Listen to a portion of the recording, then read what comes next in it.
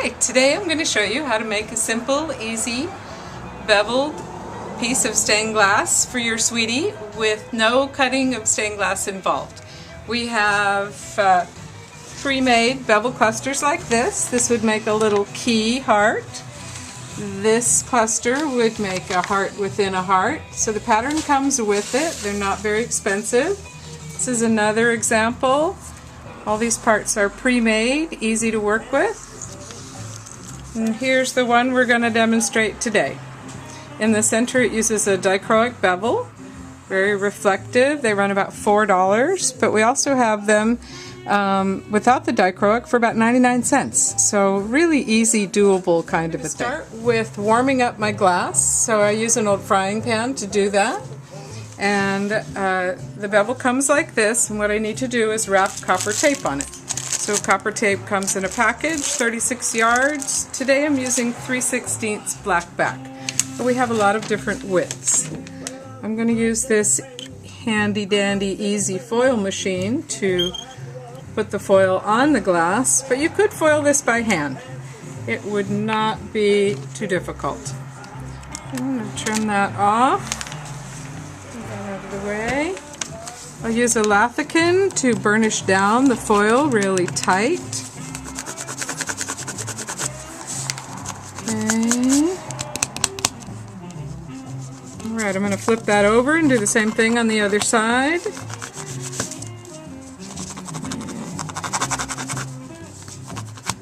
Now my foil didn't come out perfectly straight, so what I would do is I'd get a little X-Acto or a single-edged razor blade and I would trim that part off. And on this side it looks good, there's nothing to trim. Okay, so I would do that with all three pieces, a 2x2 bevel, a half circle 2-inch bevel. Need two of those. I'm going to lay it out how I want it to be. Nothing solders without flux, so I'm going to go in and get a little flux and put a little dab on either side. Now I'm going to get that all lined up really nicely.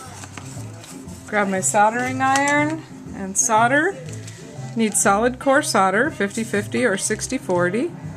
I'm going to put a little dab just to hold it in place. Now I'm going to go back and I'm going to flux all the copper that I see. Those first little solder bits were just to hold it still. Okay. Now I'm going to come through and feed solder into that seam. Make a nice little rounded bead. Do both sides. Alright, that looks pretty good. And then on the outside edge, all I'm going to do is tin it. That means I'm going to take just a little dab of solder, hold it still, and run solder over it. It's a very thin coating, this part. Okay. It's hot, so I don't want to touch it. Okay, I'm going to flip it over. And remember the cardinal rule, nothing solders without flux. I'm going to put a little flux on the back. Okay, same process. I'm going to run a bead. And then I'm just going to tin the edge.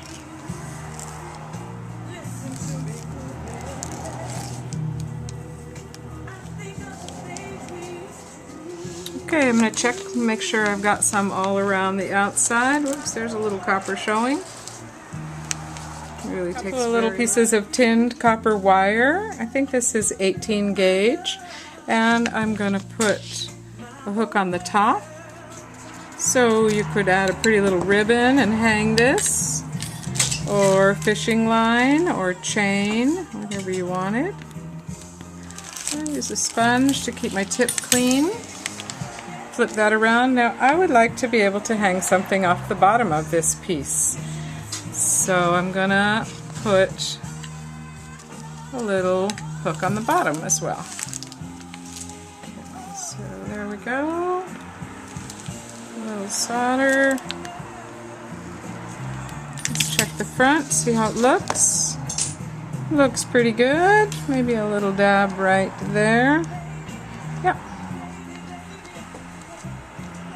Okay.